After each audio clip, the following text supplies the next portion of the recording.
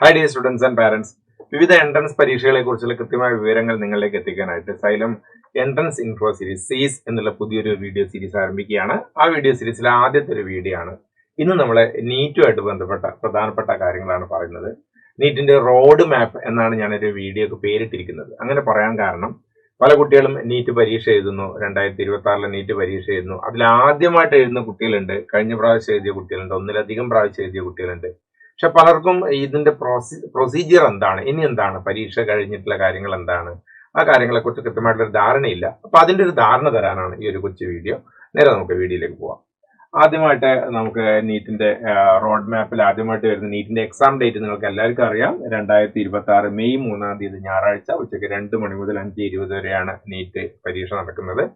ഏകദേശം 25 ലക്ഷത്തോളം വിദ്യാർത്ഥികൾ എഴുതുമെന്നാണ് പ്രതീക്ഷിക്കുന്നത്. നിങ്ങളെല്ലാവരും ആകാംക്ഷയോടെ ആ ഒരു തീയതിയിലേക്ക് ഇങ്ങനെ അടുത്തുകൊണ്ടിരിക്കുകയാണ്. തീർച്ചയായിട്ടും നല്ല രീതിയിൽ പരീക്ഷ എഴുതാൻ വേണ്ടി പറ്റട്ടെ എന്ന് പ്രാർത്ഥിക്കുകയാണ്. അപ്പൊ ആ പരീക്ഷയ്ക്ക് എഴുതി കഴിഞ്ഞാൽ തീർച്ചയായും നമുക്ക് അതിന്റെ അടുത്ത സ്റ്റെപ്പിനെ കുറിച്ച് നേരത്തെ ഒരു ധാരണ ഉണ്ടാവുന്നത് വളരെ ഗുണകരമാവും.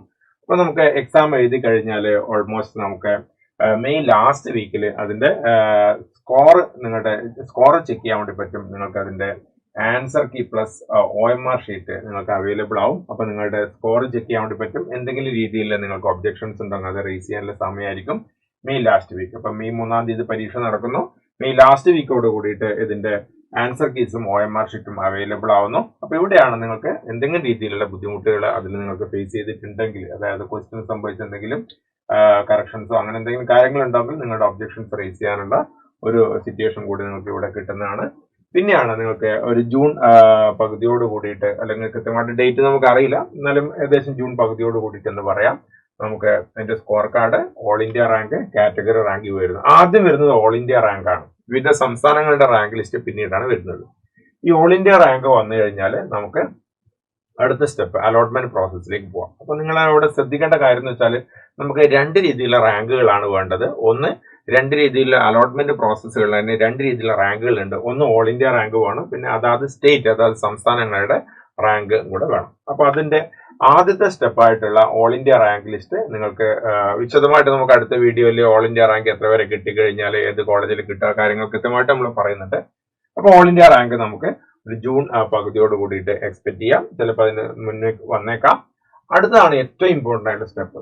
ജൂലൈ ആദ്യ വാരത്തോട് കൂടിയിട്ട്, അല്ലെങ്കിൽ ജൂൺ അവസാന വാരം, ജൂലൈ ആദ്യ വാരത്തോട് കൂടിയിട്ട് AIQ stand for all India quota, MCCയുടെ ഓൾ ഇന്ത്യ ക്വാട്ട കൗൺസിലിംഗ് തുടങ്ങും. നിങ്ങൾ വളരെ ശ്രദ്ധിക്കേണ്ട ഒരു കാര്യം ഇതാണ്. നിങ്ങൾ ഈ എല്ലാ സംസ്ഥാനത്തും, ഇപ്പൊ കന്യാകുമാരി മുതൽ കാശ്മീർ വരെ എന്ന് പറയുന്നത് പോലെ നമ്മുടെ ഏത് സംസ്ഥാനത്ത്, തമിഴ്നാട് ആയിക്കഴിഞ്ഞാലും ആന്ധ്രാപ്രദേശ് ആയിക്കഴിഞ്ഞാലും തെലങ്കാന ആയിക്കഴിഞ്ഞാലും മഹാരാഷ്ട്ര ആയിക്കഴിഞ്ഞാലും ഒറീസ ആയിക്കഴിഞ്ഞാലും ഏത് സംസ്ഥാനത്തെയും 15% സീറ്റുകൾ നിങ്ങൾ ക്ലെയിം ചെയ്യാം. അപ്പോൾ നമ്മുടെ നീറ്റ് വന്നതിന് ശേഷമുള്ള ഏറ്റവും വലിയ അഡ്വാൻറ്റേജ് എന്താ? മുമ്പ് ഓരോ സംസ്ഥാനത്തും പോയിട്ട് ഓരോ പരീക്ഷ എഴുതണമായിരുന്നു, അല്ലെ? ഇപ്പോഴെന്താ?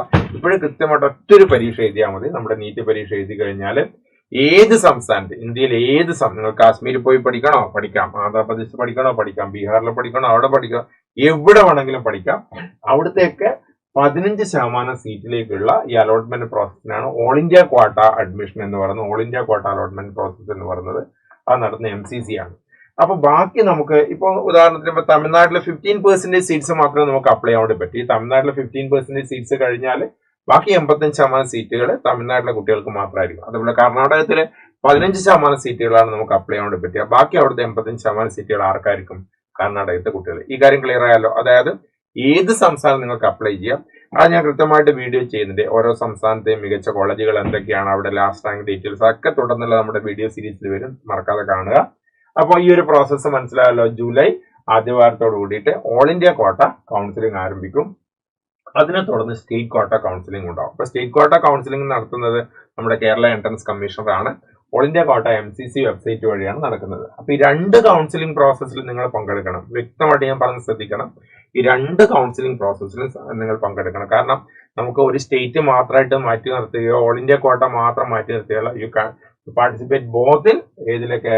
നമ്മുടെ all India quota counselling and state quota counselling. എന്നാലേ നിങ്ങളുടെ സീറ്റിനുള്ള സാധ്യതകൾ വർദ്ധിക്കും. അത് കഴിഞ്ഞ് നമ്മുടെ സീറ്റ് അലോട്ട്മെന്റ് ആണ്. നിങ്ങൾ ലക്കി ആണെങ്കിൽ, നിങ്ങൾ നല്ല മാർക്ക് കിട്ടിയിട്ടുണ്ടെങ്കിൽ, നിങ്ങൾ ഏറ്റവും മികച്ച റാങ്ക് ഈ പ്രാവശ്യം നിങ്ങൾക്ക് നേടാൻ പറ്റിയിട്ടുണ്ടെങ്കിൽ ആദ്യത്തെ റൗണ്ടുകളിൽ തന്നെ ഏറ്റവും മികച്ച കോളേജുകൾ നിങ്ങൾക്ക് അഡ്മിഷൻ കിട്ടും. ഇതാണ് seat allotment round. Seat allotment റൗണ്ടും ജോയിനിങ് റൗണ്ടും ഉണ്ടാവും. കൃത്യമായിട്ട് ഇന്ന ഡേറ്റിന് ജോയിൻ ചെയ്യുന്ന ഇൻസ്ട്രക്ഷൻസ് ഉണ്ടാവും. ഇവിടെ മുതൽ അങ്ങോട്ട് വ്യക്തമായിട്ടുള്ള നിങ്ങളുടെ ശ്രദ്ധ ഇതിൽ വേണം. ഓൾമോസ്റ്റ് കോളേജിൽ ജോയിൻ ചെയ്യുന്നത് സെപ്റ്റംബർ ലാസ്റ്റ് വീക്ക്, ഒക്ടോബർ ആ സമയത്തൊക്കെ ആയിരിക്കും ക്ലാസ് തുടങ്ങുന്നതും ഒക്കെ. ഒക്ടോബർ മാസത്തിലൊക്കെ ആയിരിക്കും. അപ്പൊ ഈ ഒരു പ്രോസസ്സ് ഇവിടെ മുതൽ സാധാരണത്തിൽ നമ്മൾ പറയും പരീക്ഷ എഴുതി കഴിഞ്ഞാൽ ഞാൻ ഫ്രീ ആയി. അപ്പൊ പലപ്പോഴും കുട്ടികൾക്ക് ഉണ്ടാവുന്ന ഒരു അബദ്ധധാരണയാണ്, തെറ്റിദ്ധാരണയാണ്, എന്റെ നീറ്റ് പരീക്ഷ ഒക്കെ കഴിഞ്ഞു, അതായത് മെയ് 3-ാം തീയതി പരീക്ഷ കഴിഞ്ഞാൽ ഞാൻ ഫ്രീ ആയി. പക്ഷെ ഇത് തികച്ചും തെറ്റായിട്ടുള്ള ഒരു ധാരണയാണ്. കാരണം നിങ്ങൾക്ക് ഓൾ ഇന്ത്യ ലെവലിൽ 1ാമത്തെ റാങ്ക് കിട്ടിയാൽ പോലും ഈ പരീക്ഷ എഴുതി റാങ്ക് കിട്ടി എന്നുള്ളതുകൊണ്ട് നിങ്ങൾക്ക് അഡ്മിഷൻ കിട്ടില്ല. You must participate in counselling process. ഈ പറഞ്ഞിരിക്കുന്ന MCC അലോട്ട്മെന്റിലും സ്റ്റേറ്റ് അലോട്ട്മെന്റിലും നിങ്ങൾ പങ്കെടുത്താൽ മാത്രമേ, ഗവൺമെന്റ് ഒരിക്കലും നിങ്ങൾ അങ്ങോട്ട് വിളിച്ചാൽ 1ാം റാങ്ക് കിട്ടിയ ആളാണല്ലോ ഇതാ നിങ്ങളുടെ സീറ്റ് എന്ന് പറയില്ല. അതുകൊണ്ട് തന്നെ ഓരോ സ്റ്റെപ്പുകൾ നമ്മൾ വ്യത്യസ്തമായിട്ടുള്ള വീഡിയോ സീരീസ് ആയിട്ട് ചെയ്യുന്നുണ്ട്. ഈ ഓരോ വീഡിയോസും വ്യക്തമായിട്ട് കണ്ട് കാര്യങ്ങൾ മനസ്സിലാക്കുക. അപ്പോൾ ഒന്നും കൂടെ ഞാൻ വ്യക്തമായിട്ട് പറയാം. അപ്പോൾ മെയ് 3-ാം തീയതി പരീക്ഷ നടക്കുന്നു. ഈ റോഡ് മാപ്പ് ഇവിടെ ഇതാ കൃത്യമായിട്ട് കാണിച്ചിട്ടുണ്ട്. മെയ് 3-ാം തീയതി പരീക്ഷ നടക്കുന്നു. അതിനുശേഷം നമുക്ക് മെയ് അവസാന വാരത്തോടു കൂടിയിട്ട് ആൻസർ കീ, OMR ഷീറ്റ് ഒക്കെ വരുന്നു. പിന്നെ നമുക്ക് റിസൾട്ടും റാങ്കൊക്കെ പ്രഖ്യാപിക്കുന്നത് 2 രീതിയിൽ റിസൾട്ട് റാങ്ക് വേണം. ഒന്ന് ഓൾ ഇന്ത്യ ലെവലിലും വേണം, സ്റ്റേറ്റ് ലെവലിലും വേണം. അത് വരുന്നത് ജൂൺ മാസത്തോട് കൂടിയിട്ടാണ് റിസൾട്ട് റാങ്കുകളും കാര്യങ്ങളൊക്കെ വരുന്നത്. അതിനുശേഷം കാറ്റഗറി റാങ്ക് എന്ന് വെച്ചാൽ നിങ്ങൾ ഓരോ കാറ്റഗറി ഉണ്ട്, OBC അല്ലെ, OBC NCL കാറ്റഗറി, ഇങ്ങനെയുള്ള ഓരോ കാറ്റഗറിയിലുള്ള റാങ്ക് ഉണ്ടാവും. അത് നമുക്ക് അഡ്മിഷൻ അലോട്ട്മെന്റിന് കുറച്ചും കൂടെ സഹായമാവും ആ ഡാറ്റ കിട്ടിക്കഴിഞ്ഞാൽ.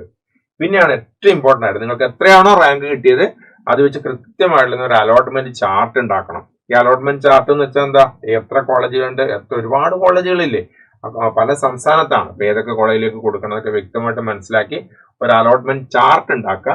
ആ അലോട്ട്മെന്റ് ചാർട്ട് ഉപയോഗിച്ച് നിങ്ങൾ കൗൺസിലിംഗ് പ്രോസസ്സിൽ പങ്കെടുക്കണം. 2 തരത്തിലെ കൗൺസിലിംഗ് ഉണ്ട്. ഓൾ ഇന്ത്യ ലെവലിൽ MCC കൗൺസിലിംഗും സ്റ്റേറ്റ് ലെവലിൽ അതാത് സംസ്ഥാനങ്ങളുടെ കൗൺസിലിംഗും. അപ്പൊ 2ലും പങ്കെടുത്താൽ കൂടുതലായിട്ട് നിങ്ങൾക്ക് സീറ്റ് കിട്ടാനുള്ള സാധ്യത ഉണ്ടാവും. അത് കഴിഞ്ഞ് ലാസ്റ്റ് സ്റ്റെപ്പാണ് സീറ്റ് അലോട്ട്മെന്റ്, കോളേജ് ജോയിനിങ്ങും. അത് സെപ്റ്റംബർ അവസാനം ഒക്ടോബർ മാസത്തോടുകൂടി നടക്കുമെന്നാണ് പ്രതീക്ഷിക്കുന്നത്. ഡേറ്റുകളിലൊക്കെ ചെറിയ വേരിയേഷൻസ് ഉണ്ടായേക്കാം.